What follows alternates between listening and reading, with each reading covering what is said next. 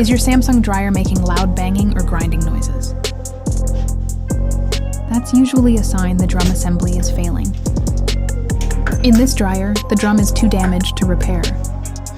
The next step is a complete drum assembly replacement. If you're dealing with the same problem, call Hotwire Appliance Repair and get it fixed the right way.